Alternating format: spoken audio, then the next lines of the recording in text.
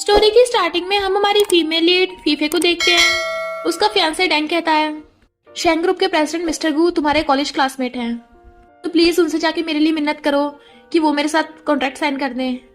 तुम्हें पता है मेरी कंपनी कितनी प्रॉब्लम में है, अगर ये कॉन्ट्रैक्ट नहीं मिला तो मैं बैंकरप्ट हो जाऊंगा। अब सिर्फ तुम ही मेरी हेल्प कर सकती हो। फीफे कहती है, पर मैं अकेली अंदर नहीं जा सकती। डैंग कहता है, वो बहुत पावरफुल कंपनी का प्रेसिडेंट है, तो वो तुम्हारे साथ कुछ नहीं करेगा, और वैसे भी मैं बाहर गेट पे खड़ा हूँ। फीफे कहती है, ओके मैं ट्राई करूंगी।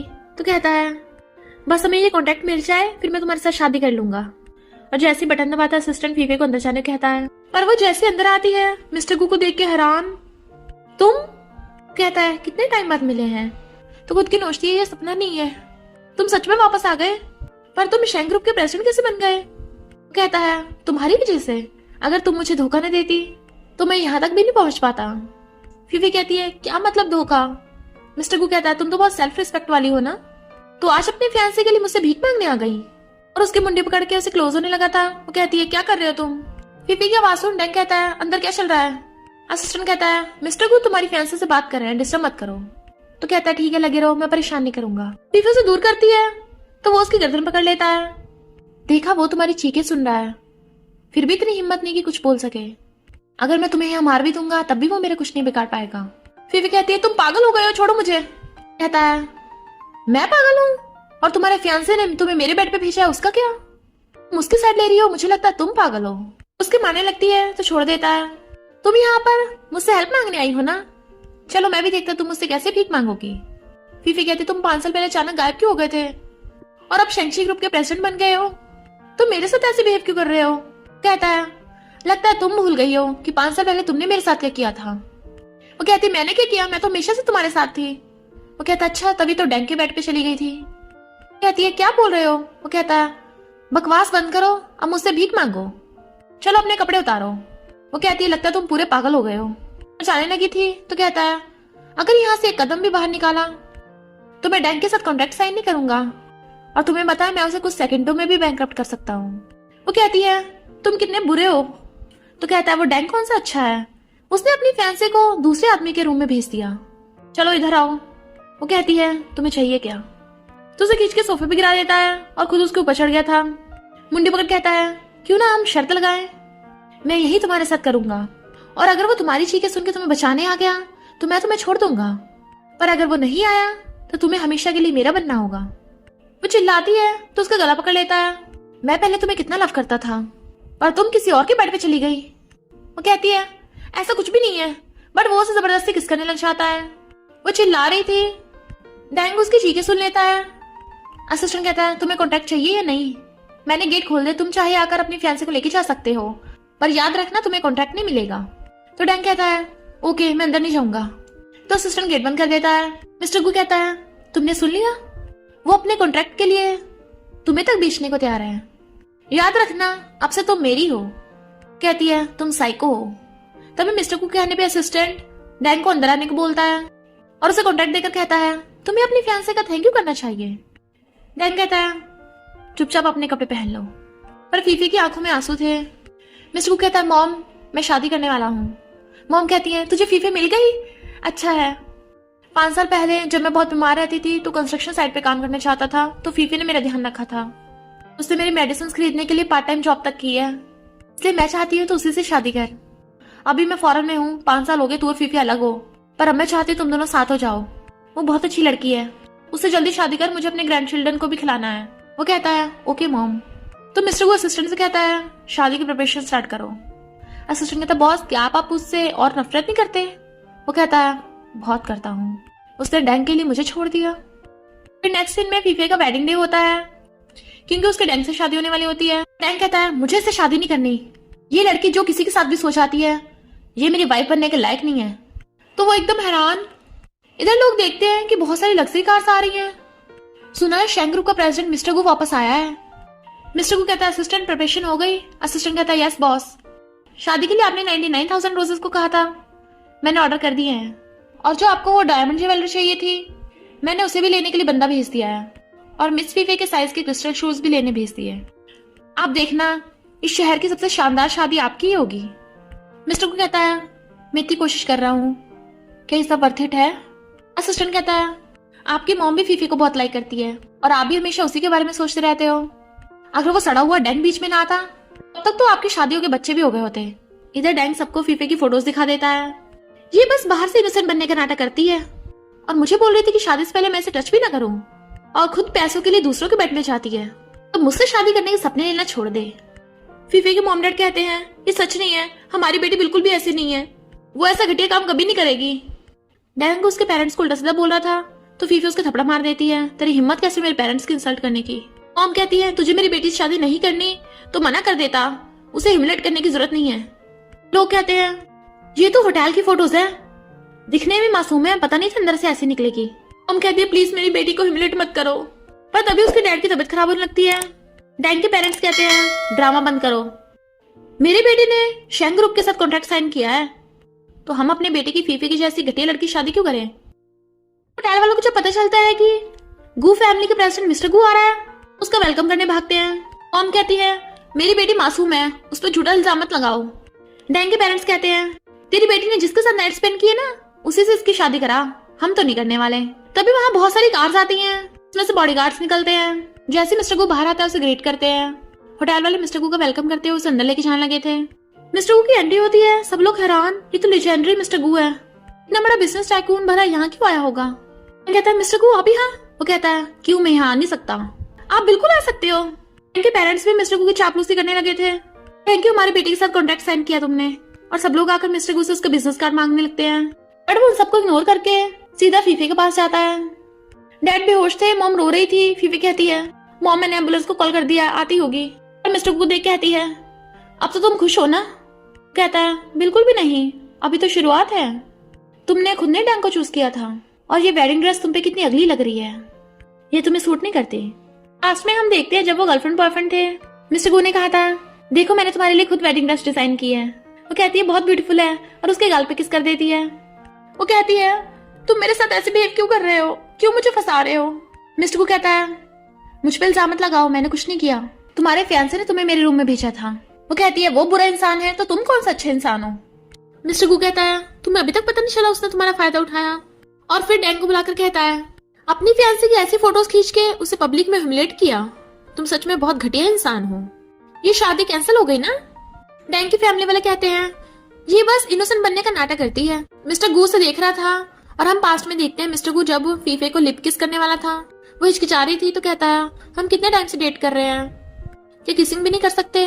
वो कहती है मैं चाहती हूँ हम शादी की बात करें, चिंता मत करो मैं फ्यूचर में तुम्हारी ही हूँ। और मिस्टर गू वहां से चला जाता है। डैंग और उसके फैमिली वाले उसे उल्टा सीधा सुना रहे थे। फीफे कहती है तुम होते कौन मुझ पे इल्जाम लगाने वाले, आखिर तुम्ही ने मुझे उसके पास भीख मांगने भेजा था। वो कहता है मैंने भीख मांगने भेजा था, उसके साथ सोने के लिए नहीं, तुम रिच बनने के लिए उसे सेड्यूस कर रही थी ना, तुमने मुझे धोखा दिया है। और सब लोग फीफे को सुना रहे थे कि चल यहाँ से बाहर निकल। मिस्टर को वहां से चला जाता है। असिस्टेंट कहता पता नहीं था वो डैंग इतना शेमलेस होगा, गिरा हुआ खुद है और इल्जाम फियांसे पे लगा रहा है, बॉस आपको उसे सबक सिखाना चाहिए। इधर फीफे को डॉक्टर बताती है कि तुम्हारे डैड को लंग कैंसर है तो इनका बहुत एक्सपेंसिव ट्रीटमेंट होगा। वो कहती है जल्दी से मेरे डैड की सर्जरी कर दीजिए, जितने पैसे चाहिए होंगे मैं दूंगी। डॉक्टर बताती है 2 मिलियन लगेंगे। तभी वहां पर डैंगा चाहता है। वो कहती है निकल जाए यहाँ से। तो कहता है वेडिंग कराने मेरा कितना खर्चा आया, अब तुम्हें मुझे पेमेंट करनी पड़ेगी, आखिर तुम्हारी वजह से तो शादी कैंसिल हुई है। और उल्टा सीधा बोलने लगा था, वहाँ बहुत लोग इकट्ठे हो जाते हैं तो कहते जाओ यहाँ से, मुझे एम्बैरस मत करो। बट वो जानबूझ के सुनाने लगता है कि इस लड़की ने पैसों के लिए खुद को बेच दिया। तो वहाँ खड़े सब लोग फीफे को गलत समझ रहे थे। फीफा मना कर रही थी बट उसके डैड की तबीयत खराब होने लगती है तो जल्दी डॉक्टर को बुलाती है। असिस्टेंट कहता है बॉस मिस फीफी के साथ बहुत गलत हो रहा है, वो डैंग इतना बेशर्म है, उससे तब भी पैसे लेने चला गया, मन कर रहा है उसे धो दूं। मिस्टर को कहता है गुस्सा तो मुझे भी बहुत आ रहा है, पर फीफी ने पैसों के लिए मुझे छोड़ के खुद ही डैंग को चुना था। असिस्टेंट कहता है बॉस कहीं कोई गलत फहमी तो नहीं है, मुझे नहीं लगता मिस फीफी ऐसी है। वो कहता है मैंने अपनी आंखों से देखा था।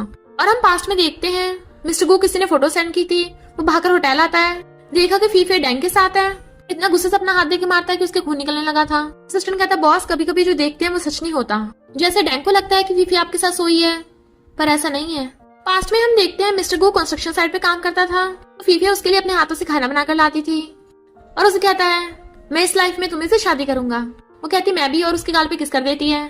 तो मिस्टर को असिस्टेंट से कहता है जाकर उसके हॉस्पिटल के बिल्स पे कर दो। फीफी की आंटी उससे मिलने आती है। जैसे उन्हें पता चलता है कि सर्जरी की फीस 2 मिलियन है, आती है हम तुझे पैसे नहीं देने वाले, और तू तो एक छोटे से स्कूल की टीचर है, तो हमारी बेटी की तरह थोड़ी ना है। उनकी तो शैंक्षी ग्रुप में जॉब लगी है। फीफे कहती चिंता मत करो, अगर मैं सड़क पे भी आ गई ना तब भी तुम लोगों से पैसे नहीं लेने वाली, तुम लोग जा सकते हो। पर वो आंटी उसे सुनाने पे लगी पड़ी थी। तभी वहां पर असिस्टेंट आता है। फिर पूछते तुम यहाँ क्यों आए हो? आंटी कहती है तुम शैंक्षी ग्रुप से हो ना, हमारी बेटियां में वही काम करती हैं। असिस्टेंट कहता अच्छा, और कॉल करके कहता है इन दोनों की बेटियों को फायर कर दो। तुम लोगों ने फीफी की इंसल्ट की है, अगर इसे दोबारा बुली करने की कोशिश की तो इस बार तुम्हारी फैमिली को बैंकरप्ट भी कर दिया जाएगा।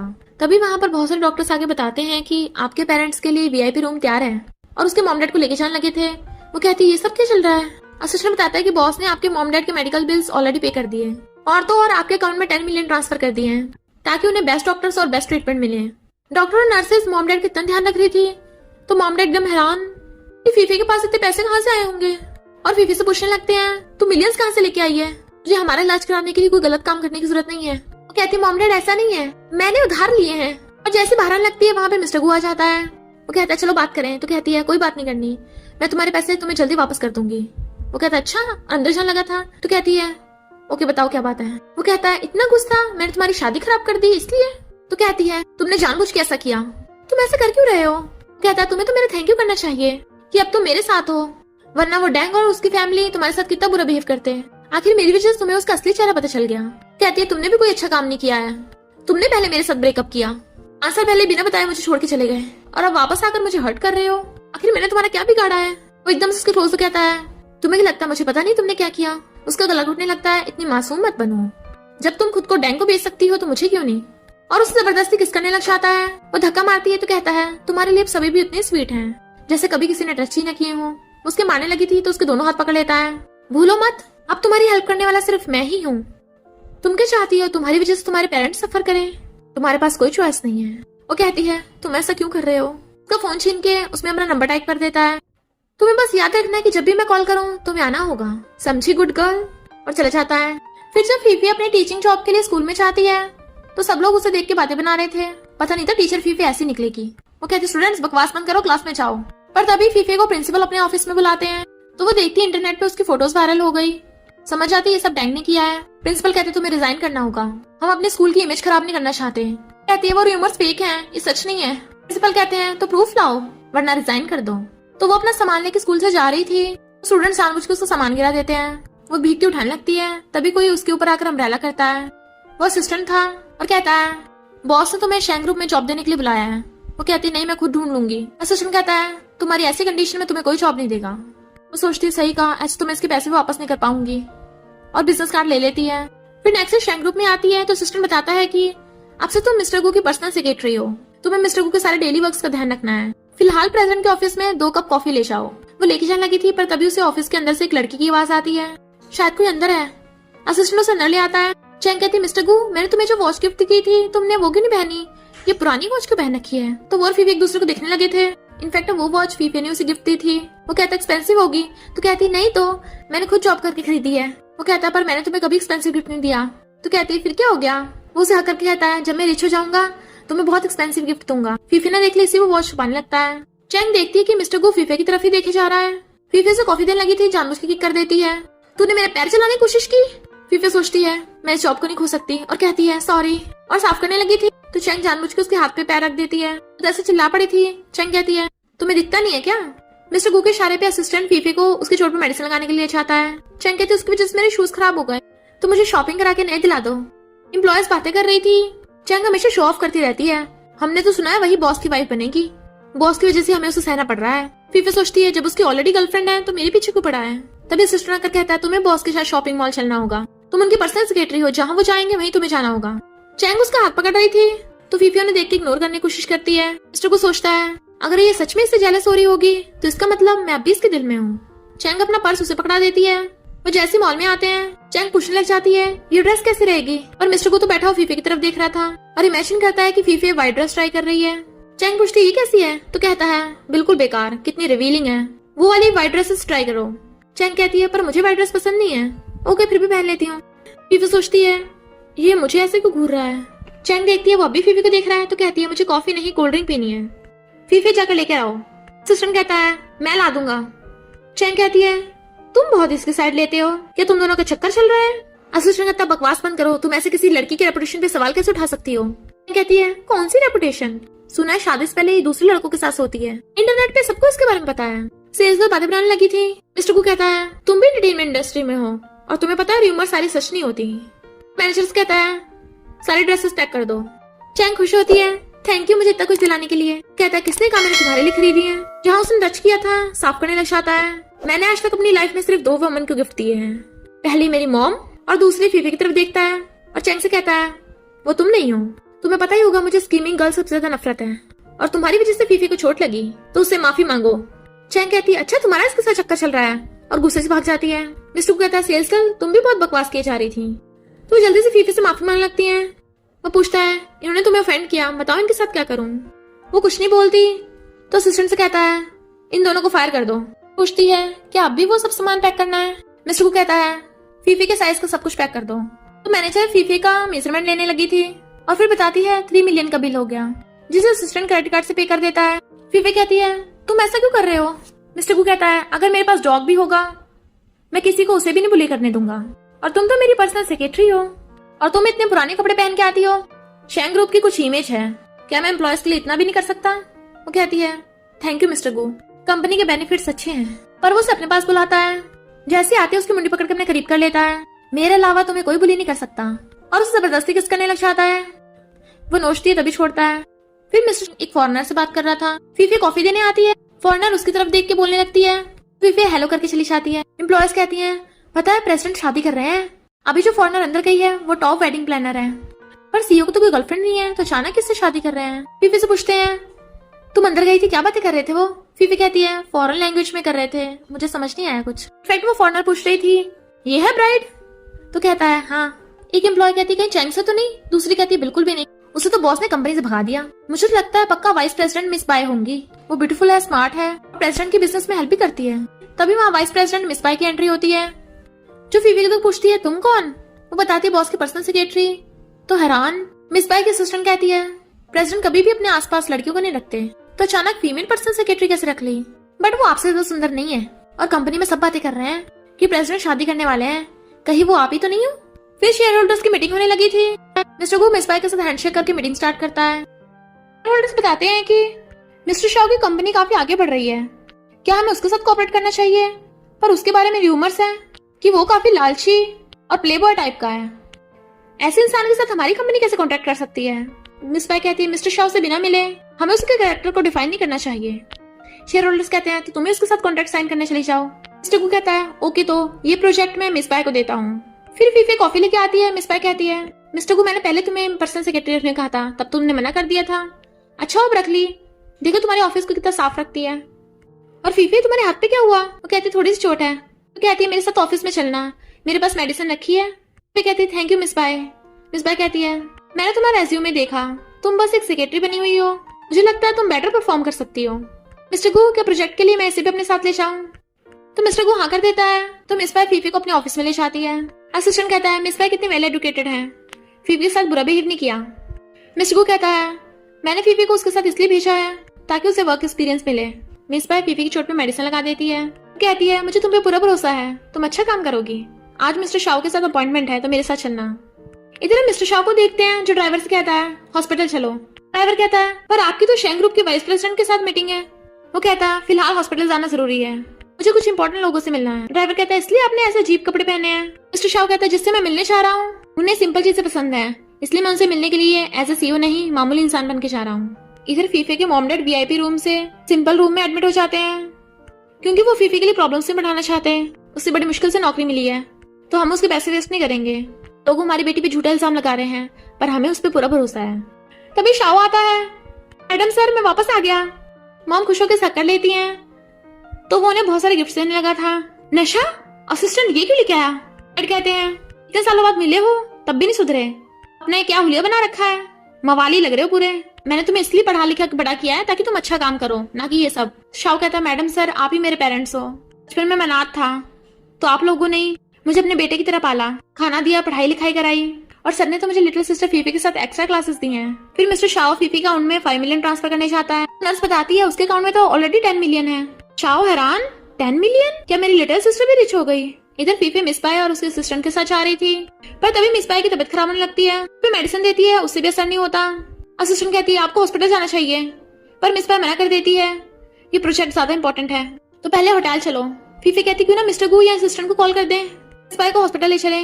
मिस पाए कहती बिल्कुल भी नहीं, मिस्टर गू बिजी होगा, ये कॉन्ट्रैक्ट मुझे साइन कराना होगा। असिस्टेंट कहती है पर आप बहुत बीमार हो, क्यों ना ऐसा करें, मैं आपको हॉस्पिटल ले जाऊंगी। और फीफे मिस्टर शाह से कॉन्ट्रैक्ट साइन कराने चली जाएगी। मिस पाई कहती रहने दो। फीफी कहती है ओके मैं चली जाऊंगी। तो असिस्टेंट उसे फाइल से टैक्सी में बैठा देती है। मिस पाई को मैं हॉस्पिटल लेके जा रही हूँ। पता चलता है मिस पाई तो बीमार होने का नाटक कर रही है। असिस्टेंट कहती है कितनी बुद्धू है वो, मिस्टर शाह प्ले बॉय है, होटल में उससे मिलने जा रही है, अब तो वो पक्का नहीं बचेगी। इधर मिस्टर गू को फीफे की फिक्र हो रही थी, तो वो असिस्टेंट से कहता है कॉल करके पूछो। मिस पाई की असिस्टेंट कहती है मिस्टर गू के असिस्टेंट कॉल आपके करें, कहीं उस फीफे ने उन्हें कॉल करके तो नहीं बता दिया। मिस पाई कहती फोन मत उठाओ, अगर वो बाद में कुछ पूछेंगे तो बोल देना तुम जल्दी जल्दी मुझे हॉस्पिटल लेके जा रही थी। असिस्टेंट का फोन नहीं लग रहा था तो मिस्टर गू मिस पाई को कॉल करने लगता है। मिस पाई कहती है लगता है मिस्टर गू को सच में उसकी बहुत फिक्र हो रही है, उसने आज तक कभी पर्सनली मुझे कॉल नहीं किया। उठाने का मन तो बहुत है पर आज मैं उठाऊंगी नहीं, वरना मेरा प्लान चौपट हो जाएगा। असिस्टेंट कहती है मिस्टर गू और उसका असिस्टेंट दोनों कॉल कर रहे हैं, लगता है उस फीफे ने सब बता दिया। मिस पाई कहती है तो तुम फीफे को कॉल करो। इधर असिस्टेंट बताता है होटल में अपॉइंटमेंट है, तो मिस्टर गू भागता है। फीफे भाग के एलिवेटर में जाती है। मिस पाई की असिस्टेंट कॉल कर पूछती है तुमने मिस्टर गू और उसके असिस्टेंट को कुछ बताया तो नहीं। कहती है नहीं तो कहती है सही किया, आप जल्दी से मिस्टर शाह से मिलो, मैं मिस पाई को हॉस्पिटल छोड़ के वहीं आ रही हूँ। पर तभी एलिवेटर में कुछ गड़बड़ होती है। मिस्टर गू फीफे कॉल कर पूछता है तुम कहाँ हो, बताती है एलिवेटर में। नेटवर्क खराब होने की वजह से दोनों की एक दूसरे की आवाज नहीं आ रही थी, तो मिस्टर गू से मैसेज करने लगता है कि वहां मत जाना। पर जैसे फीफे जाती है कोई उसे पकड़ के अंदर खींच लेता है। मिस्टर गू बहुत गुस्से में था। तभी मिस पाई के असिस्टेंट उसके असिस्टेंट कॉल कर बताती है कि मैं मिस पाई को हॉस्पिटल लेके जा रही थी, इसलिए फोन नहीं उठा पाई। क्या हुआ? मिस्टर गू कहता है यानी तुमने फीफे को अकेले होटल भेज दिया। असिस्टेंट कहती है मिस पाई की तबीयत खराब हो गई थी ना, तो फीफे ने बोला था कि वो मिस्टर शाह से हैंडल कर लेगी। मिस्टर गू कहता है तुम्हें कल से काम पे आने की जरूरत नहीं है, और फीफे को कुछ हुआ ना मैं तुम्हें नहीं छोड़ूंगा। इधर मिस्टर शाह अपने बॉडीगार्ड्स को डांटता है तुम लोग अंधे हो क्या, ये कोई ऐसी वैसी लड़की नहीं है, मेरे सर की बेटी है, मेरी लिटिल सिस्टर, आंखें खोल के देख लो, इसकी रिस्पेक्ट करनी है। बॉडीगार्ड्स उसे ग्रीट करने लगते हैं। फीफे एकदम हैरान थी, सब क्या चल रहा है। मिस्टर शाह पूछता है तुम यहाँ क्यों आई हो। वो फोन के मैसेज देखने लगी थी तो फोन रख देता है। तुम हमेशा काम में बिजी रहती हो। फीफे कहती यकीन नहीं हो रहा कि तुम ही कंपनी की सीईओ हो मिस्टर शाह, के बारे में सब बोलते हैं कि उसका कैरेक्टर खराब है, प्ले बॉय है। शाह कहता है ऐसा नहीं है, मैं बस थोड़ा फ्लर्टी हूँ। वो फोटो मिला के हंसने लगती है। ब्रदर सच में तुम ही हो। मिस्टर को कहता है असिस्टेंट गाड़ी तेज चलाओ, अगर उस मिस्टर शाह ने मेरी फीफे को छुआ भी ना मैं उसके हाथ काट दूंगा। और उसे लग रहा था कि फीफे रो रही होगी। फीफे कहती भाई मुझे पता है तुम दिल के तो अच्छे हो, जब मॉम डैड को पता चलेगा तुम सक्सेसफुल होगे वो बहुत खुश होंगे। कहता है मैं उनसे मिलने गया था, सर की तबीयत खराब है, अगर तुम्हें पैसे की जरूरत हो तो मुझे बता देना। और उस कमबैक डैंग ने तुम्हें धोखा दिया, चिंता मत करो मैं उसे बदला जरूर लूंगा। तुम शेंग ग्रुप की एम्प्लॉय हो। वो कहती हाँ मैं प्रेसिडेंट की सेक्रेटरी हूँ और मिस पाई के साथ आई थी ताकि तुम्हारा शेंग ग्रुप के साथ कॉन्ट्रैक्ट साइन करा सकूं, पर मिस पाई बीमार हो गई, वो आ नहीं पाई। कहता अच्छा हो तुम अकेली आई हो, मैं कॉन्ट्रैक्ट साइन कर देता, सारा क्रेडिट तुम्हें मिलेगा। मिस्टर गू कार में से निकल के भागता है। असिस्टेंट कहता है बहुत चिंता मत कीजिए, मिस फीफे हमारे शेंग ग्रुप की एम्प्लॉय है, तो मिस्टर शाह की इतनी हिम्मत नहीं उसे हाथ लगा सके। इधर मिस्टर शाह साइन करने लगा था। वो कहती है ब्रदर पहले कॉन्ट्रैक्ट पढ़ तो लो। कहता है मुझे अपनी सिस्टर पे बुरा भरोसा है, और वैसे भी मिस्टर गू थोड़ा खड़ूस है और वो कभी भी प्रोजेक्ट में गोलमाल नहीं कर सकता। साइन कर देता है। सलाकर कहता है तुम्हारे भाई की तरफ से गिफ्ट। मिस्टर गू आकर उसे धोने लग गया था। फीफे बताती है कि मिसअंडरस्टैंडिंग है, गुस्से में है कि ये शाह को बचा रही है, पर मिस्टर गू फीफे को खींच के ले जाता है। शाह कहता है इसकी इतनी हिम्मत, जाके मेरी लिटिल सिस्टर को बचाओ। असिस्टेंट हैरान लिटिल सिस्टर। वो गुस्से से फीफे को एलिवेटर में लेके आता है। तुम पैसों की इतनी भूखी हो कि उस मिस्टर शाह के पीछे पड़ गई। वो कहती है क्या बकवास कर रहे हो, मैं प्रोजेक्ट के लिए गई थी। तो कहता है कौन से प्रोजेक्ट के लिए टच करना पड़ता है, तो वो उसको थप्पड़ मार देती है। तुम ऐसे मेरी इंसल्ट कैसे कर सकते हो। वो गुस्से से उसका गला पकड़ लेता है। 5 साल पहले मैंने तुम्हें डैंग के साथ होटल रूम में देखा था, बताओ तुमने मुझे धोखा क्यों दिया। सिर्फ इसलिए क्योंकि उस टाइम मैं डैंग जितना अमीर नहीं था, तुम्हें लग्जरी लाइफ नहीं दे पाया। बट वो एकदम हैरान थी। पास्ट में हम देखते हैं फीफी की हाई स्कूल थी, डैंग को देख कहती है तुम यहाँ क्यों। वो कहता तुम भूल गई, मुझसे पैसे लेने आई थी, खाना खाते थोड़ा ड्रिंक किया, तुम डल्ली हो गई, इसलिए मैंने क्लीनर से बोला कि तुम्हें इस रूम में छोड़ दे। क्लीनर कहती हाँ ये सच बोल रहे हैं, मैं ही आपको इस रूम में लेके आई थी, ये तो सुबह वापस आया। वो जाने लगी थी तो कहता है ये लो 3 लाख। तो वो थैंक यू करके जल्दी वापस करने को बोल के चली जाती है, और ये बात बताने के लिए गू को कॉल करती है, पर बेहोश होकर गिर गई थी। जैसे तुम समझ रहे हो वैसा कुछ भी नहीं है। कहता बंद करो अपनी बकवास, अब मैं तुम्हारी बातों में नहीं आने वाला। जब तुम कॉन्ट्रैक्ट के लिए शाह के साथ जा सकती हो तो मेरे साथ क्यों नहीं, मैं तो उससे भी ज्यादा रिच हूँ। वो मना कर रही थी बट वो उसे खींच के ले जाता है। असिस्टेंट को लग रहा था कि मिस्टर शाह इतना गुस्से में कॉन्ट्रैक्ट कैंसिल कर देगा, पर मिस्टर शाह तो फिर भी उन्हें कॉन्ट्रैक्ट देके चला गया था। तो हैरान इतना पिटने के बाद भी इधर असिस्टेंट से मिस पाया को पता चलता है कि मिस्टर गू ने फीफे को बचाने के लिए मिस्टर शॉ को भी ठोक दिया था। तो कहती है वो किसी मामूली लड़की के लिए ऐसा क्यों करेगा, फीफे का बैकग्राउंड चेक करो। फिर मिस्टर गू फीफे को लाके बेड पे पटक देता है और अपनी शर्ट के बटन खोल के दोनों हाथों से उसका हाथ पकड़ लेता है। वो कहती है छोड़ो मुझे। तो कहता है क्या तुम दूसरे लड़कों के साथ भी ऐसे चिल्लाती हो, और उसे जबरदस्ती किस करने लग जाता है। वो खुद को छुड़ाने की कोशिश कर रही थी पर वो हट ही नहीं रहा था। और पास्ट में हम देखते हैं वो दोनों बहुत नर्वस हो रहे थे क्योंकि उन दोनों ने फर्स्ट किस किया था। वो उसे टच करने लगता है तो एकदम हैरान थी, बट फिर अचानक वो रुक जाता है। तुम आज यहीं सो जाना, मैं गेस्ट रूम में जा रहा हूँ। फिर मिस्टर गू नहा रहा था। इनफैक्ट वो बहुत गुस्से में था क्योंकि जब वो शाओ को मार रहा था फीफे शाओ को बचा रही थी। सोचता है 5 साल पहले भी उसने धोखा दिया था और अब इस बात से भी प्रूव होता है कि वो धोखेबाज है, तो फिर मैं अभी भी क्यों उसे लव करता हूँ। फीफे रूम से बाहर निकलती है। एक रूम का गेट खुला था, वो अंदर जाके देखती है वहां पे एक वेडिंग ड्रेस रखी है और उसे याद आता है कि ये वही वेडिंग ड्रेस है जो मिस्टर गू ने उसके लिए एक बार डिजाइन की थी। इसे पहन के तुम मुझसे शादी करना। तो रोने लगती है पर टच करते रुक जाती है, ये वेडिंग ड्रेस मेरे लिए नहीं है। फिर नेक्स्ट असिस्टेंट फीफे को मीटिंग की चेयर पे बैठने को कहता है। तो शेयर होल्डर्स बातें कर रहे थे। सुना है मिस्टर गू ने मिस्टर शॉ को धोया है। पता तो पहले से था कि वो मिस्टर शॉ प्ले बॉय है, ये नहीं पता था उसकी मिस पाए हुए नजर है। मिस्टर गू उसे बचाने गया होगा। फीफे सोचती है यानी मिस्टर गू मुझे नहीं मिस पाए को बचाने गया था। इतने में मिस पाए आ जाती है तो फीफे उसकी तबीयत के बारे में पूछती है। मिस पाए कहती है मैं ठीक हूँ अब। फिर मिस्टर गू आता है पर फीफे डर रही थी क्योंकि उसने मिस्टर गू को कल थपड़ा मारा था। मिस्टर गू बताता है कि मिस्टर शॉ के साथ कॉन्ट्रैक्ट साइन हो गया है। शेयर होल्डर्स मिस पाई की तारीफ करने लगे थे कि अब तो मिस पाई का प्रमोशन होना चाहिए, सैलरी बढ़ानी चाहिए। मिस्टर गू कहता है सही कहा और फीफे को सेक्रेटरी से प्रमोशन करके मैनेजर बना देता है। फीफे और बाकी सब हैरान। मिस पाई कहती है क्या ऐसे न्यू कमर को मैनेजर बनाना ठीक होगा। मिस्टर गू कहता है जब फीफे अकेली मिस्टर शॉ से कॉन्ट्रैक्ट साइन करा सकती है तो वो मैनेजर क्यों नहीं बन सकती। और मिस पाई एक बात और, तुम्हारे असिस्टेंट जॉब के लिए क्वालिफाई नहीं है, इसे फायर कर दो, क्योंकि इसने अकेली फीफे को मिस्टर शॉ के पास भेजा था। असिस्टेंट को फायर कर देती है और फिर फीफे को अपने ऑफिस में बुलाती है। तुम टैलेंटेड हो इसलिए मिस्टर गू ने तुम्हें मैनेजर बनाया है। मिस्टर गू कुछ प्रिपेयर कर रहा है तो मैं चाहती हूँ वहाँ की चेकिंग के लिए तुम जाओ। फीफे हाँ बोल के जैसे जाने लगी थी वहाँ पे डेंगा जाता है, उसे पकड़ के रूम में ले आया था और कहता है मुझसे डर रही हो। वो कहती है गेट आउट। तो कहता है मिस्टर गू के साथ 3-4 बार नाइट स्पेंड कर ली, खुद को बॉस लेडी समझ रही हो। मिस्टर गू मिस पाई के साथ शादी करने वाला है। वो उसको थपड़ा मार देती है। कहता है मुझे तो बोलती थी कि शादी के बाद टच करने दोगी और जबरदस्ती करने लगा था। तो कहती है मैं मिस्टर गू के साथ तुम्हारा कॉन्ट्रैक्ट कैंसिल करा दूंगी। तो वो जाने लगता है तभी असिस्टेंट आ गया था और गर्म कॉफी उसके हाथ पे गिर जाती है। असिस्टेंट फीफे से पूछता है तुम ठीक तो हो ना, इसे डरने की जरूरत नहीं है, बॉस इसे भी ठिकाना लगा देंगे। एम्प्लॉयज बातें कर रही थी प्रेसिडेंट मिस पाई के साथ शादी करने के लिए अरेंजमेंट्स करवा रहे हैं, पर फीफे सैड होती है। इनफैक्ट पास्ट में वो व्हाइट रोसेस को देखने लगी थी तो कहता तुम्हें पसंद है और खरीदने जाने लगा था। तो कहती बिल्कुल नहीं, तुम इतनी मेहनत से कमाते हो, फालतू में वेस्ट क्यों करने, मैं सेविंग करनी चाहिए। फिर फीफे अरेंजमेंट्स की जगह पे जाती है। अच्छा तो सच में मिस्टर गू मिस पाई के साथ शादी करने वाला है, तो मेरा पीछे क्यों नहीं छोड़ देता। तो वहाँ के एम्प्लॉयज को बताता है कि मिस्टर गू ने ये 99,000 व्हाइट रोजेस ऑर्डर किए हैं और इन्हें फ्रेश रखने के लिए कोल्ड स्टोर में रखा है, तो तुम इनकी चेकिंग करो पहले। जब यहाँ मत रुकना, यहाँ बहुत ठंडा है। वो सोचती उसने प्रॉमिस किया था वेडिंग ड्रेस मुझे दे देगा पर किसी और को देने वाला है। और तभी अचानक कोई गेट बंद कर देता है। वो चिल्लाती है पर बाहर किसी को उसकी आवाज नहीं आती। मिस्टर गू भी वहाँ पे असिस्टेंट के साथ आया था। व्हाइट रोजेस का क्या हुआ, असिस्टेंट बताता है बॉस 99,000 व्हाइट रोजेस आ गए। पर तभी मिस्टर गू को उसकी मॉम का कॉल आता है, मैं फौरन से वापस आ गई हूँ। कहता है शादी भी स्टार्ट नहीं हुई है, आप इतनी जल्दी आ गई। तो कहती है मुझे फीफे से मिलना है। तो कहता है ओके मैं आपको एयरपोर्ट से लेने आ रहा हूँ। तो वहां से चला जाता है। डैंग कहता है मिस बार तुम्हारे कहने पे मैंने फीफे को कोल्ड स्टोरेज में बंद कर दिया। इधर मॉम पूछती है फीफे तेरे साथ नहीं आई। वो कहता है मैंने अभी उसे शादी के बारे में नहीं बताया। मॉम कहती क्यों नहीं बताया।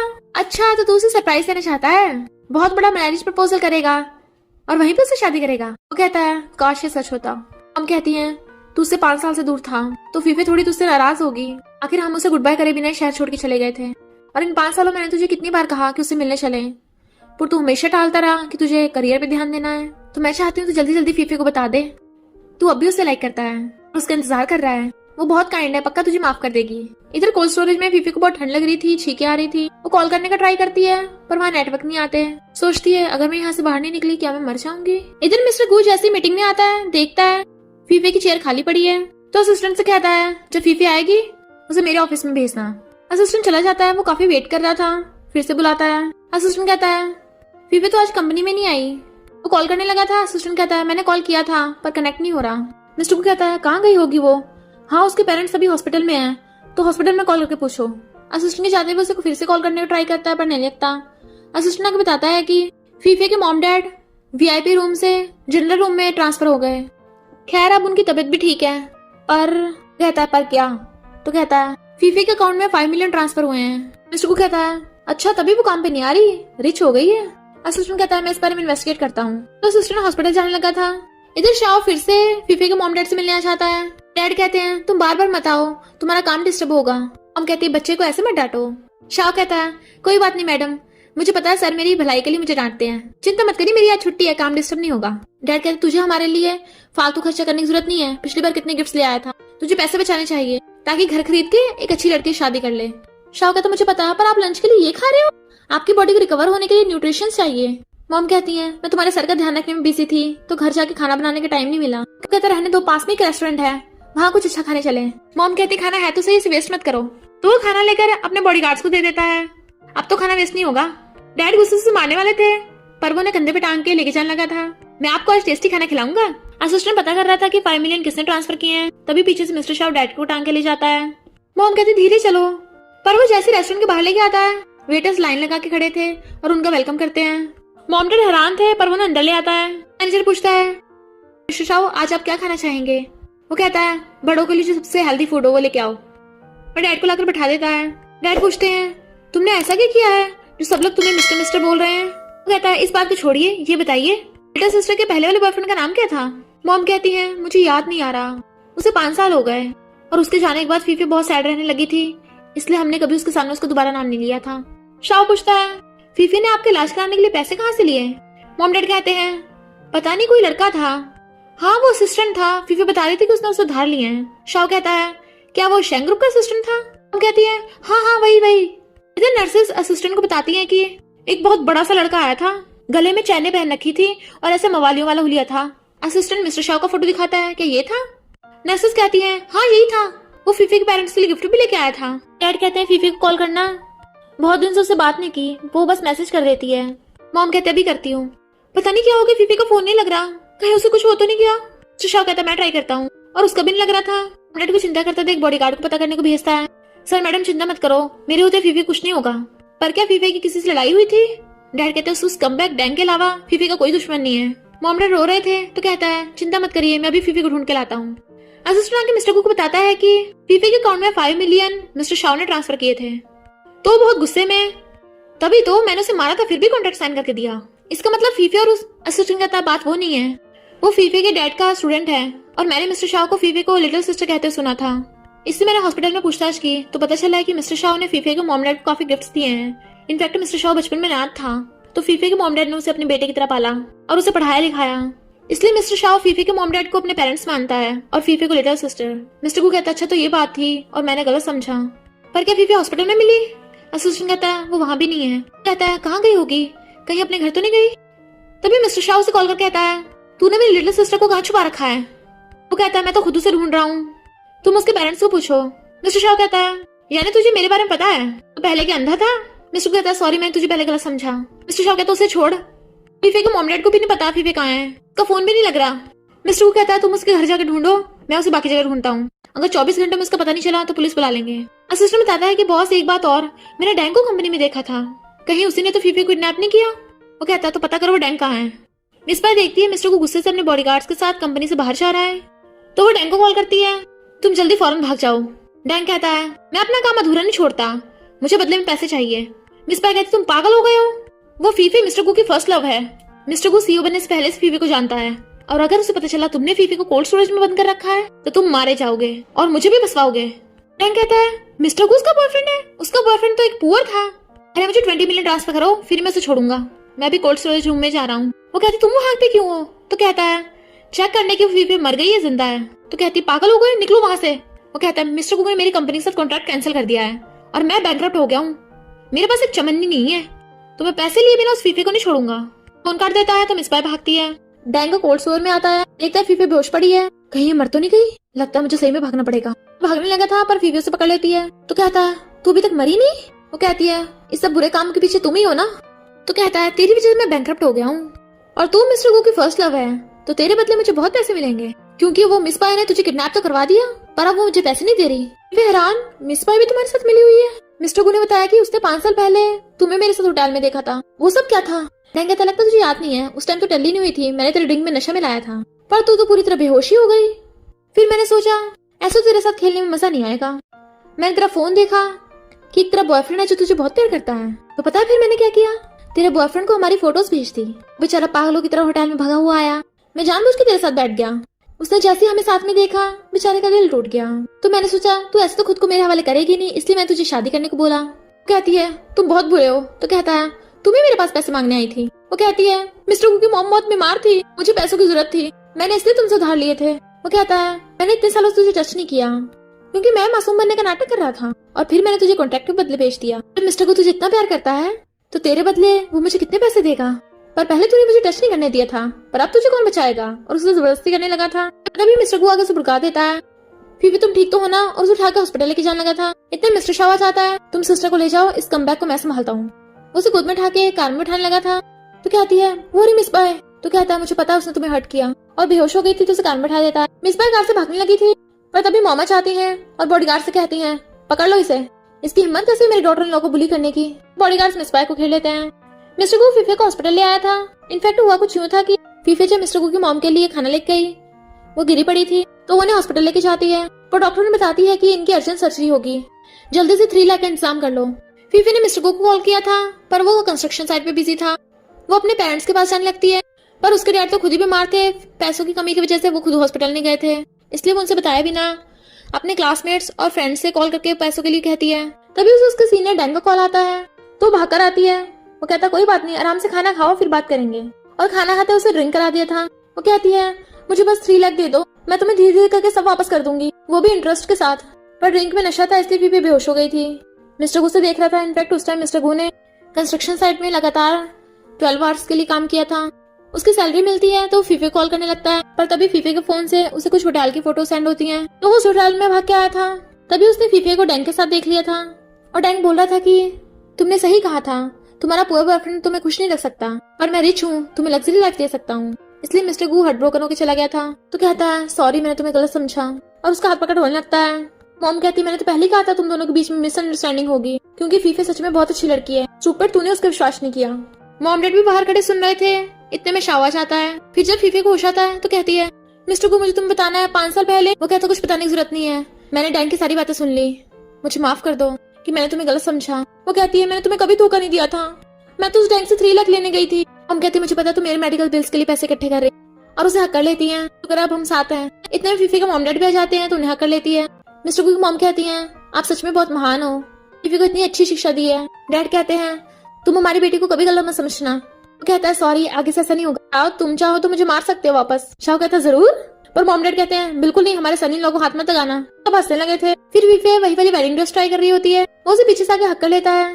5 साल पहले मैंने तुम्हारी ये ड्रेस डिजाइन की थी, फाइनली तुमने पहनी ली। और दोनों किस करने लगते हैं। वो दोनों लगे पड़े थे, तभी बाकी सब जने आ जाते हैं तो एकदम से दूर हो जाते हैं। फिर मिस्टर गू से हील पहनाता है तो कहती है ये तो बिल्कुल फिटिंग के है।